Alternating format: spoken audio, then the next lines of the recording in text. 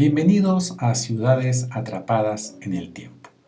Soy Javier Rodríguez Canales, artista e historiador del arte, y en este curso vamos a hablar de 5 ciudades que nos van a transportar a momentos claves de la historia universal. El día de hoy hablaremos de la Córdoba morisca. Los moriscos o moros fueron los musulmanes que habitaron la región española del Andalus, bautizados a causa de la conversión forzosa que impulsaron los reyes católicos en el siglo XVI. Este nombre expresa la superposición de tradiciones culturales que apreciamos en Córdoba y que está conformada por el aporte de Roma, el cristianismo, los visigodos, el judaísmo y el mundo árabe. El emplazamiento tiene una larga historia que se remonta al Neolítico. En el siglo III a.C., los cartagineses llegaron a la zona a través del río Petis y fue el general Amílcar Barca quien la bautizó como Cardúa, en honor de un general amigo suyo que había muerto en una batalla en la región. En el año 169 a.C., el cónsul Marco Claudio Marcelo fundó Cardúa, que se convirtió en un lugar de descanso para los patricios y en capital de la provincia romana de Hispania. En el 45 a.C., Córdoba fue escenario de la batalla entre Julio César y Gneo Pompeyo el Joven por el control de la ciudad. Durante el Imperio Romano, el casco urbano fue intervenido con especial interés por emperadores como Octavio, Tiberio, Claudio, Nerón y Domiciano, quienes mandaron a construir el foro colonial, el teatro, el acueducto, el templo de Marte, el circo, fuentes de agua, y en el 294 el Palacio Imperial para el emperador Maximiano Herculio. Con esto destacamos la relevancia que tuvo la ciudad para Roma. Con la llegada del cristianismo y su oficialización por parte de Constantino, Córdoba se convirtió en un importante enclave cultural del siglo III. En la época de la caída de Roma, Córdoba fue saqueada por los vándalos. En este lento proceso de descomposición se rigió por las leyes e instituciones romanas. Luego también fue apoyada por el Imperio Bizantino contra las invasiones posteriores. Hasta que en el 572 cayó en manos de los visigodos gobernados por el rey Leovigildo, de religión arriana. Sin embargo, con la derrota de esta secta, el catolicismo se impone contra la tradición visigoda. Aquí vemos un típico templo visigodo que nos hablan de ese pasado cristiano medieval.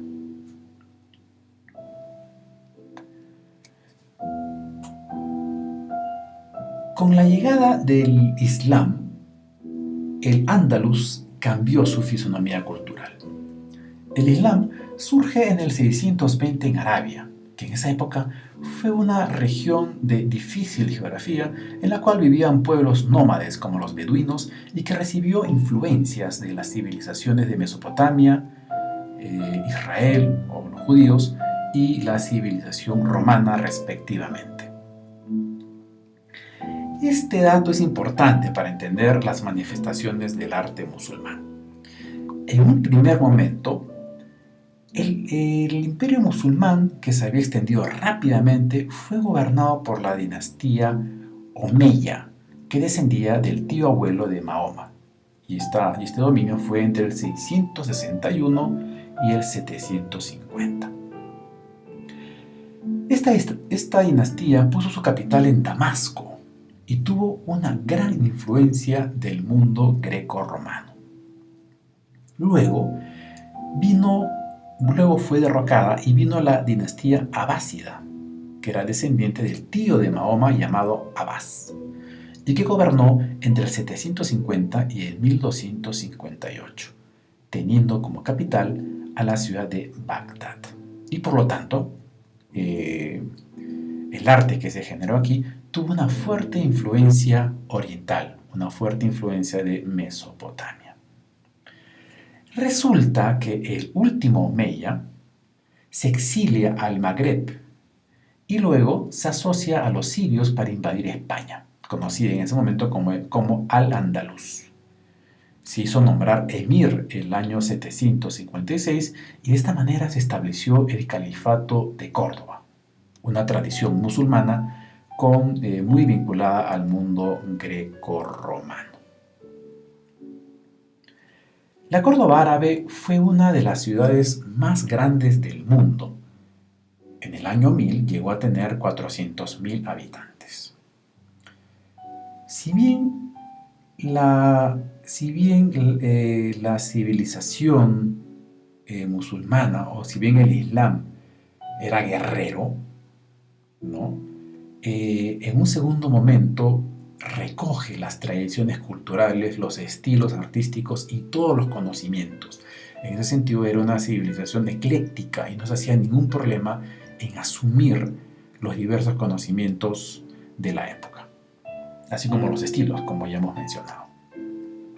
Por eso es que en ese momento Córdoba se llega a convertir en un centro económico y cultural de gran envergadura.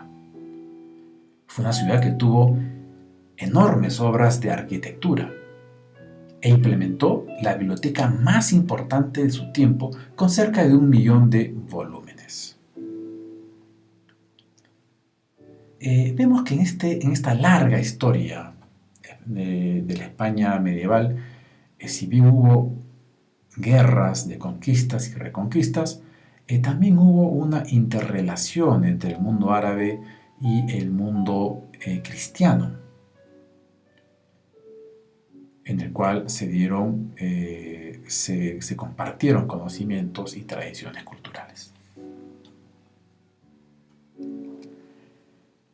La Reconquista fue el proceso que empezó en el año 718 en el pequeño enclave cristiano de Asturias, pasando por la conquista de Córdoba en el 1236 y terminando con la derrota del Emirato de Granada en 1492. ¿No? Aquí es donde este proceso es cerrado por los reyes católicos.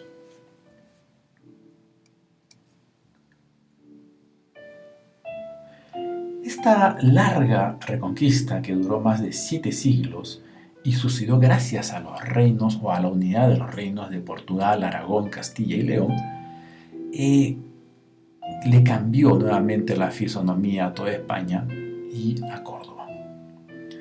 Como fruto de esto, se expulsaron a los musulmanes y a los judíos. Justamente porque parte de la concepción de la época era unificar los reinos a través de la religión. Y los árabes que se quedaron tuvieron que convertirse o tuvieron que aceptar la fe católica. Bueno, estos árabes son conocidos como moros. Y los judíos, como vemos en este cuadro, ¿no? Donde vemos judíos españoles, ¿no? A los judíos que asumen o se convierten a la fe en este contexto forzado, se les conoce como marranos. Córdoba ha dado grandes personajes al mundo de la cultura. A nivel cultural tuvo grandes representantes, entre los cuales destacamos a Séneca, Ocio y Averroes. Cada uno representa quizá alguna de las etapas de la ciudad.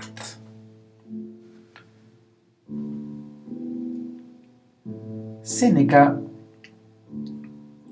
que vivió entre el 4 a.C.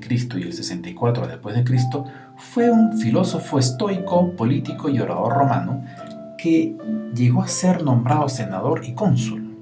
Además, fue tutor del emperador Nerón. Escribió las consolaciones, los diálogos y las tragedias. Su influencia fue particularmente importante durante el Renacimiento. Dentro de la tradición cristiana, ¿no? O de la presencia cristiana en Córdoba, tenemos al obispo Ocio, ¿no?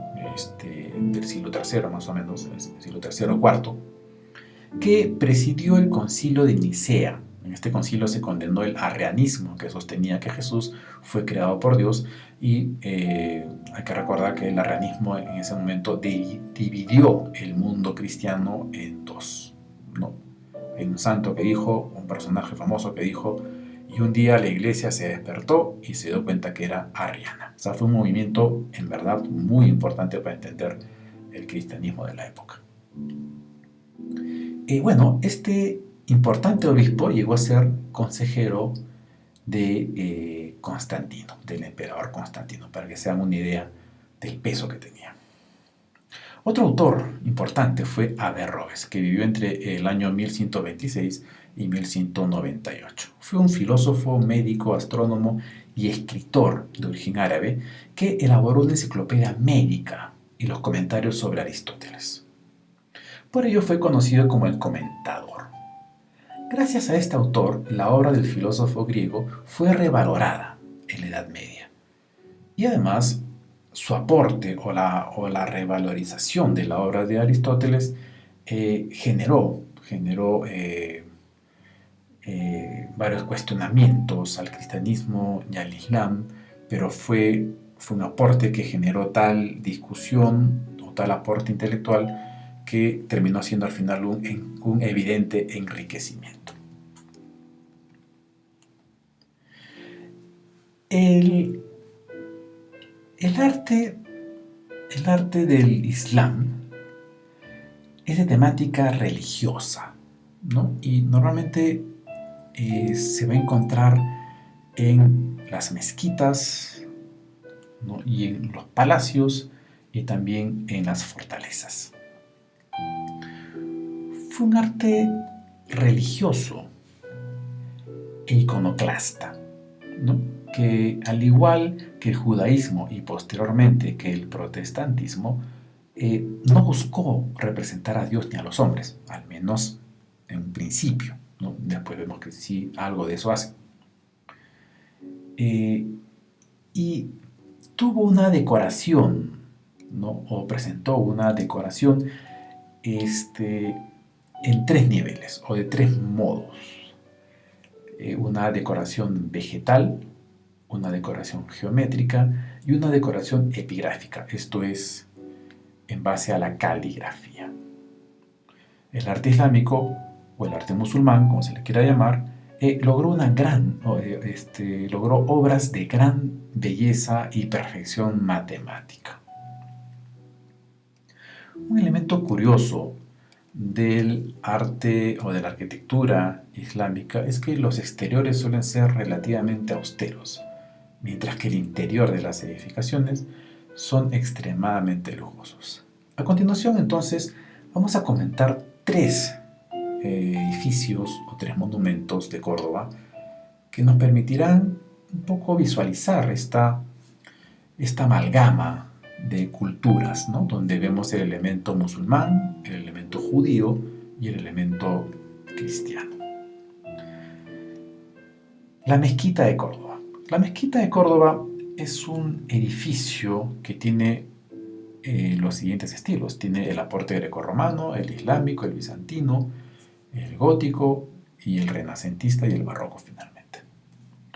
Se instauró como templo islámico en el 786 sobre la basílica hispano-romana de San Vicente Mártir. Se amplió varias veces durante el emirato y el califato, llegando a ser la segunda mezquita más grande del mundo, después de la Meca. Acá vemos justamente una de las puertas, donde vemos el típico estilo musulmán, ¿no? Con la puerta, con el arco que está encima, ¿no? Y los diversos motivos geométricos.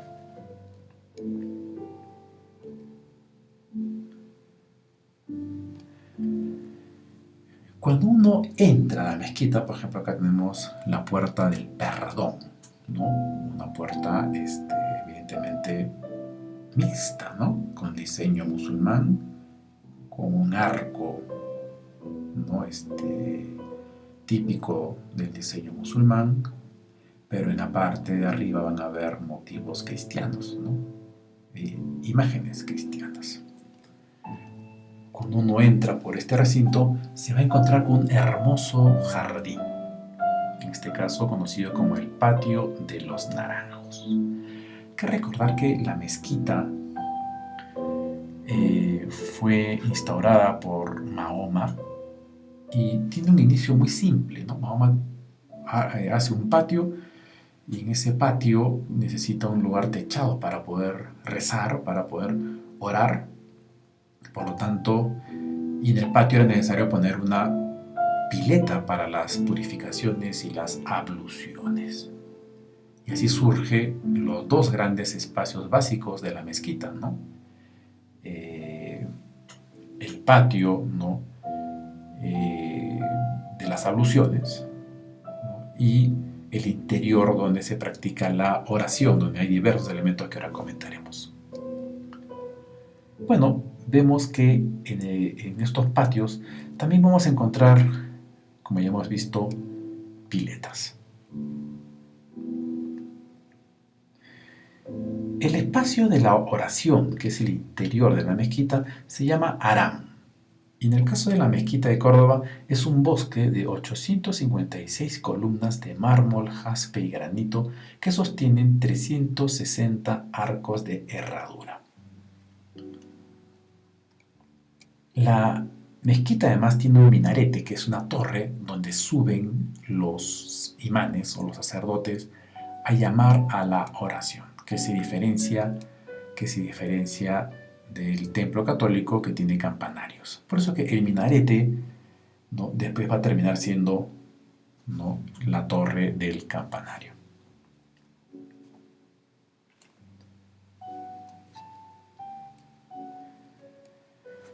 Acá, por ejemplo, en la decoración del techo, ¿no?, el fino sentido geométrico que tenía la decoración musulmana, donde en algunos casos, como vemos en el lado derecho, también vemos figuras circulares, más cercanas a las figuras orgánicas. Una parte importante del templo musulmán es el mihrab. El mihrab era el lugar santo, que es una hornacina que apunta, o que supuestamente debería apuntar hacia la Meca. En el caso de la mezquita de Córdoba, la hornacina apunta hacia el sur. Este es un asunto que aún no tiene explicación, hay varias teorías, pero no tiene una explicación todavía cerrada, ¿no? Y la mezquita y la mihrab cordobesa, ¿no?, está recubierta por mármol, estuco, mosaicos bizantinos y un fondo de oro y plata. Con la expulsión de los árabes, la mezquita se adaptó al culto cristiano, ¿no?, con el estilo renacentista. Acá vemos, por ejemplo, ya que hay una adaptación de la mezquita, ¿no?, para el culto cristiano. Otra expresión muy interesante de esta simbiosis o de esta relación entre lo islámico y lo cristiano lo vemos en este alto relieve llamado el trasaltar, ¿no?, donde vemos el arco típicamente árabe, pero en el interior está adornado con figuras cristianas, con altorrelieves cristianos de estilo barroco, ¿no?, o renacentista vinculado al barroco. En los techos también podemos ver esta fuerte influencia entre gótica, ¿no?, y contramados renacentistas, de gran riqueza. Pero si bien el trazado de este techo, ¿no?, nos habla del gótico y nos habla también del Renacimiento. También podemos ver en el interior elementos que nos hablan del arte árabe. Finalmente, vamos a ver en el altar mayor ya un diseño típicamente barroco, ¿no? Que fue el estilo adoptado en el siglo XVI para darle una identidad cultural y cristiana al imperio español. Hasta ahí la mezquita de Córdoba. Pero como ya hemos mencionado, también en Córdoba hubo una tradición judía, y acá tenemos el famoso barrio judío, o las juderías. Y como todo barrio judío, o como toda ciudad donde hay una fuerte población judía, hay una sinagoga. La sinagoga, que data del 1315, es un templo que se encuentra en el barrio judío, construido por el arquitecto Isaac Moab. Luego de la expulsión de los judíos, el edificio se convirtió en 1492 en un hospital. En el siglo XVI, en una iglesia dedicada a los santos Crispín y Crispiniano. En el siglo XIX se encuentran unas inscripciones hebreas, ¿no? Por eso, luego el edificio termina convirtiéndose en monumento nacional. Toda sinagoga tiene un patio que antecede, o tiene un patio, o tiene placitas, o tiene espacios abiertos que antecede al Sancta Sanctorum, esto es, a la presencia o al lugar de la presencia de Dios, algo similar a lo que vemos en la mezquita musulmana. Este templo tiene una galería destinada para las mujeres que se conectan con balcones decorados con arcos. La decoración en yeso es mudéjar, esto es un estilo de los árabes que se quedaron en España. Las inscripciones de los muros son citas del libro de los Proverbios, de los Salmos, del Cantar de los Cantares, ¿no? Y acá vemos el patio de la sinagoga. Como verán, hay una estructura similar entre el templo árabe, el templo cristiano y el templo musulmán. Entonces, espacios para acoger al pueblo y espacios para la oración y lugar sagrado. El Alcázar.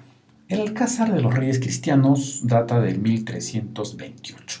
Es un edificio militar ubicado al margen del Guadalquivir que fue construido por orden de Alfonso XI de Castilla y se construyó sobre el Alcázar andalusí, que a su vez estuvo sobre un resto romano.